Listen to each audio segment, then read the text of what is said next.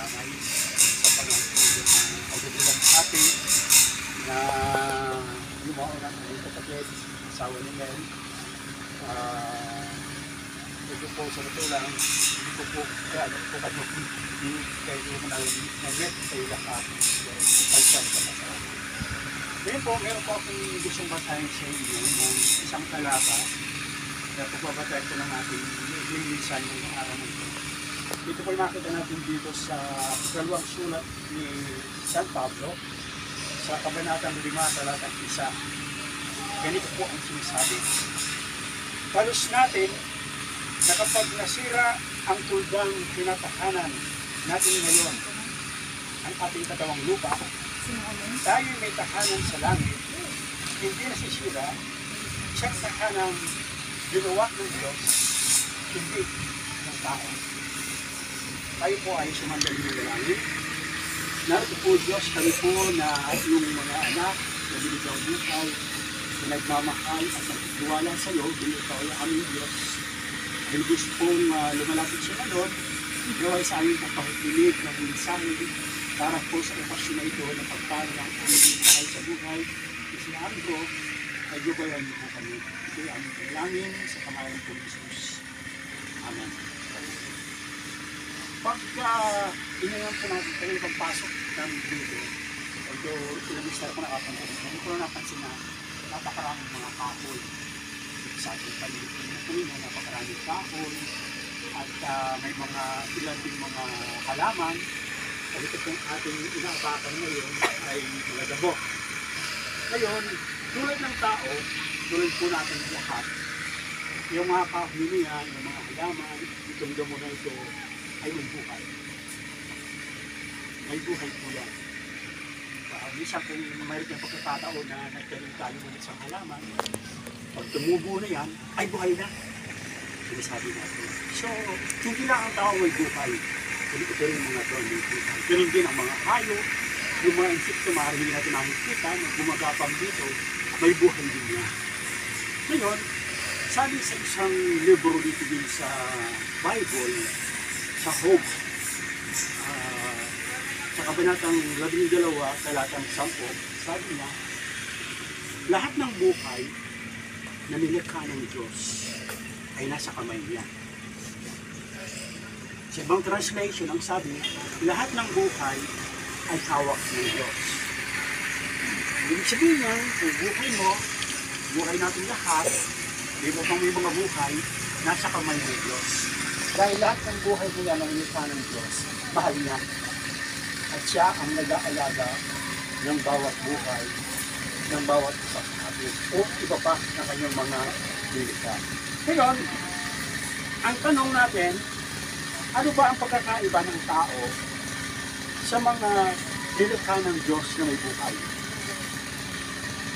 Kung isipin po ninyo, ano ang pagkakaiba ng buhay ng tao sa buhay ng iba pang nilikha ng Diyos na meron yung buhay? Sa Genesis po, dito sa libro ng Genesis, ang sabi po dyan, yung kwento tungkol sa kung paano nilikha ng Diyos ang lahat ng bagay. Ang sabi dyan, nung nilikha ng Diyos, nagsabi siya, magkaroon ng mga iba-ibang kahoy, iba-ibang halaman, iba-ibang mga gumagapang, iba-ibang mga hayop sa lupa, at iba-ibang mga isda sa dagat o sa tubig tabang. Nung sinabi din ng Diyos, nagkaroon na maraming mga kahoy, maraming mga halaman, maraming mga insekto, maraming mga hayop, iba-ibang uri, maraming mga isda, iba-ibang klase sa tubig tabang at sa tubig maalat. Ngayon, tulad ng tao, nung nilikha niya ang tao, hindi nagsabi ang Diyos na, o nagsalita siya, na magkaroon ng mga tao sa lupa.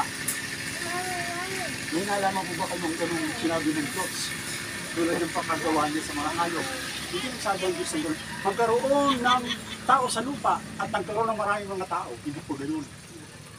Ang sabi po, sa Genesis, sa kwento dito sa Genesis, yung mismo Diyos, yung Diyos, kumuha siya ng lupa, katulad niyan, Pagkatapos ay kanyang ginawa ang katawan ng tao. Hinugis niya ang katawan ng tao ayon sa wangis ng Diyos. So, yung tao, kawangis ng Diyos. Kung ano ang anyo natin, yun ang anyo ng Diyos. So, pag tinignan niyo ang bawat isa inyo, bilang mga tao, yan ang wangis ng Diyos na ibinigay sa atin. Di po ba? So, makita natin ngayon na espesyal ang tao sa lahat ng nilikha niya. Ang Diyos ay hindi katulad ng punong kahoy.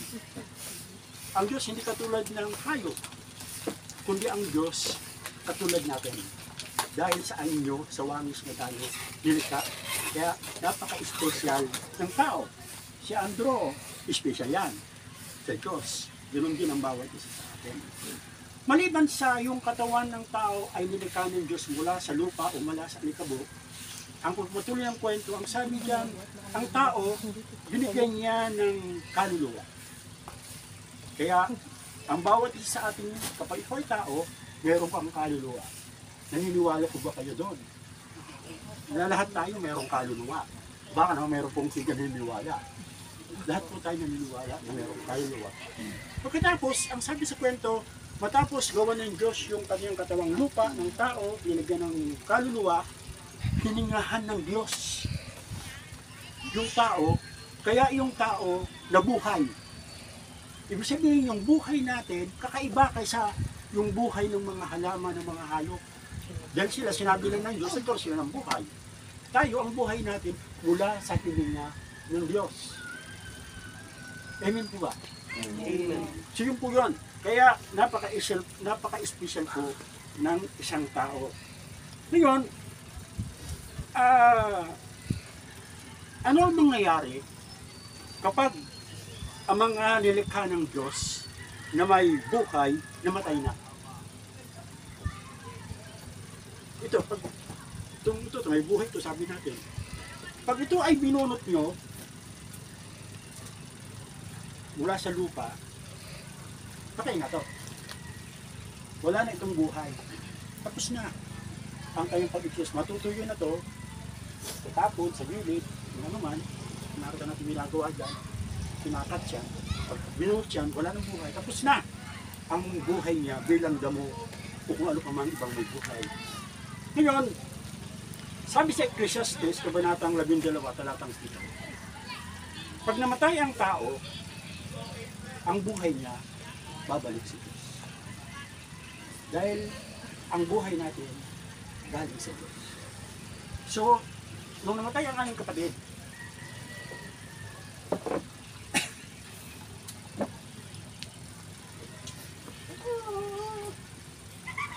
yung buhay niya bumalik na sa Diyos. Yung kanyang katawang lupa, dahil galing siya sa lupa, babalik sa alikabok. Nandito ngayon sa loob na to. Tama ba ako? Nandito na siya ngayon eh. Dahil galing siya sa lupa, babalik siya sa alikabok, nandito na siya ngayon. Ang tanong, ano mangyayari sa kanyang kaluluwa? Dahil meron pa siyang kaluluwa. Saan pupunta ang kaluluwa niya? Kung yung buhay, bumalik sa Diyos, yung kanyang katawan, lupa, nandito ngayon, paano yung kaluluwa? Yan din. Unang tao, sinong na tao. Ngayon, ang sabi sa ating binasa, talos natin kapag nasira na ang tulad ng tinatahanan natin ngayon.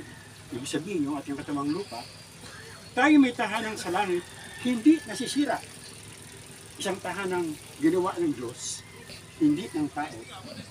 Ang sinasabi dito sa ating teksto, kapag ang tao nagmamahal sa Diyos, at isinasabuhay niya yung pagmamahal niya sa pamagitan ng kanyang magandang pakikipagkapatao, at nagsisigap siyang sumunod sa mga alam niyang sinasabi ng Diyos na dapat niya gawin bilang mabuti.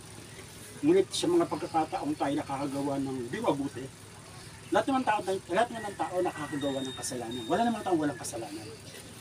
Lahat ng tao minsan may mabuti ka, pero minsan may nagagalit pa rin sa'yo, dahil may nagawa kung hindi na gusto. Ganun. Pag naggalit ng tunod, kinikilala ng tao na yung pagkamatay ni Jesus sa krus, yun ang kaparaanan upang mapatawad ang ating mga kasalanan. Patay kung hindi ng tawad sa Diyos. At dahil dyan, ay ang pagkatao ng tao na nagmamahal sa Diyos, nagsisikap na maging mabuti ayon sa kanyang naunawaan, ay bibigyan ng Diyos ng isang panibagong katawang panglangit, nang sa ganon, ang katawan na yan ay hindi na mamamatay, hindi na mabubulok, hindi na pupunta dahil galing na sa Diyos. Ang sabi diyan, ito'y hindi gawa ng tao, kundi gawa ng Diyos. So parang ganito po yan. Kaya tayo nakatira dito sa lupa, kasi meron tayong katawang lupa. Kung wala kayong katawang lupa, hindi kayo sinilang dito sa lupa, ay hindi kayo makatira dito sa lupa. Ganito rin, kung wala tayong katawang panlangit, hindi tayo makatira sa langit. Mami! Maniniwala po ba kayo doon? Kasi kung paano tayo nakakatira dito sa lupa, dahil may katawang tayong lupa, binigyan ng Diyos. Eh pagka paano yan, yung katawang lupa natin, bumalik na sa antubok na tayo mamatay.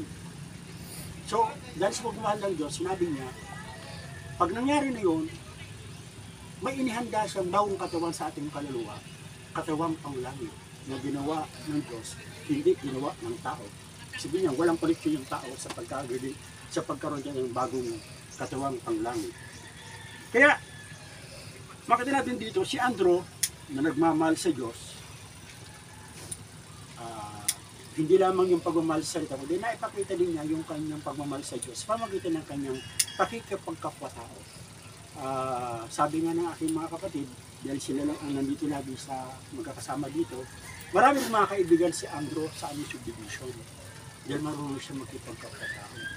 Marami din siyang kaibigan doon sa hospital na kanyang pinaglilingkuran dahil magbuti naman siyang manggagawa. At sila siguro makapagpapatuto bilang asawa kung paano naging mabuting asawa si Andrew dahil din sa kanyang pagmamahal sa kanyang asawa at din sa kanyang paniniwala sa Diyos na dapat yung isa buhay ang ganong klaseng pag-ibig bilang tao. Kaya, dahil dyan, alam natin, ako bilang isang manggagawa ng Diyos, naniniwala na si Andrew sa darating na panahon, sa pagtatalaga ng Diyos, sa desisyon ng Diyos, tatanggap din siya ng katawang panglangit upang makasama siya ng Diyos sa langit. At pag dumating ang panahon, kayo magkakapatid, pag kami rin ay umauna, makikita din namin siya bilang aming kapatid doon sa langit. Dahil lahat tayo na naniniwala sa Diyos, nagsisikap, bibigyan ng Diyos ng katawang panglangit bilang pagmamahal niya sa atin.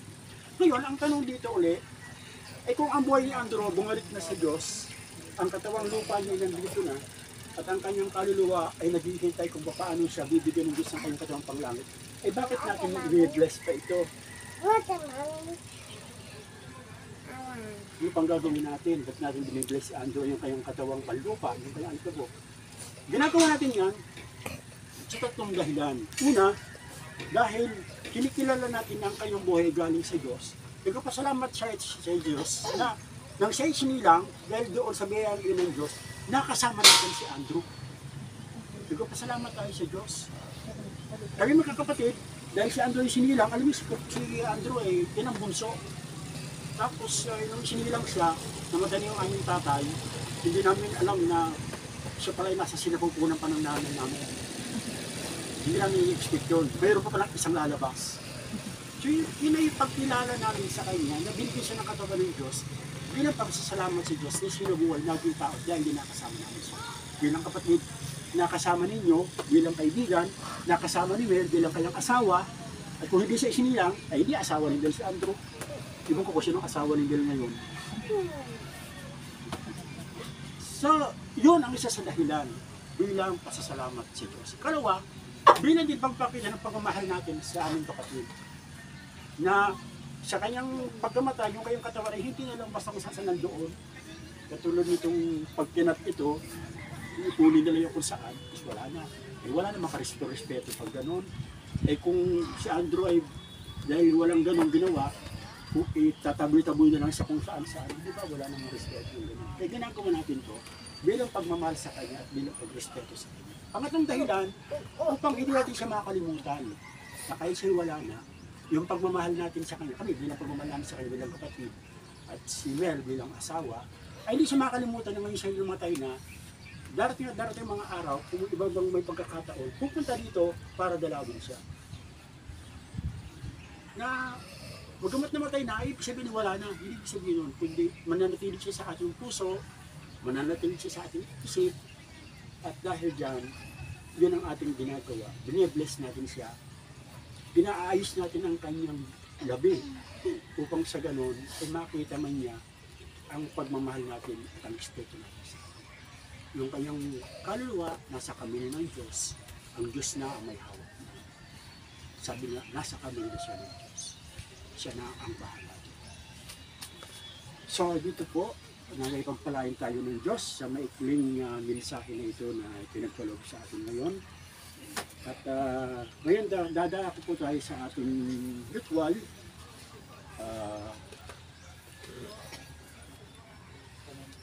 So mamaya, paglagay dyan, kung gusto nyong maglagay ng anumang simbolo ng likha ng Diyos bilang pasasalamat pagkilala na ang ating pagkatao ay kasama din ng likha ng Diyos. Sabi dito, sa kanyang pagkamatay, sinira ni Jesus ang kapangyarihan ng kamatayan.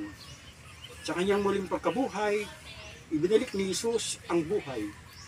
Siya ay muling babalik na puspos ng kaluwalhatian. Sa kanyang pagbabalik, hindi pa natin alam kung ano ang mangyayari sa atin.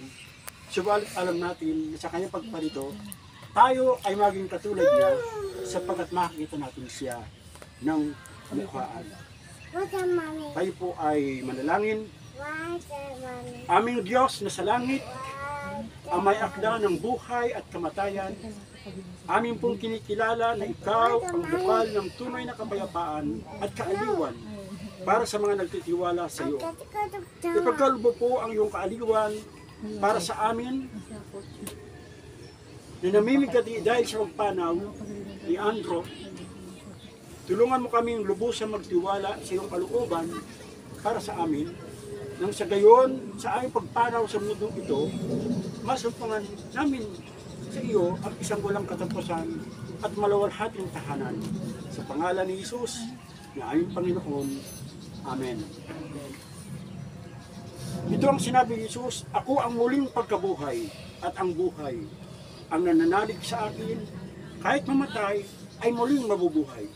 At ang sinamong nabubuhay at nananalig sa akin, ay hindi na mamamatay kailanman. Maaari po yung sige, hawakan, tingnan, kung ano man ang labi ng Andro, si Mel, ito mo ng inubukan sandali ng katahimikan para kung ano man ang gusto nyo gawin. Minalangin ng personal, hawakan ito bilang pagkilala sa kanya, kung ano man, ayun pong gawin natin. Katapos po noon, ay dahan-dahan po natin siyang ilalagay doon at maglalagay tayo ng counting lupa.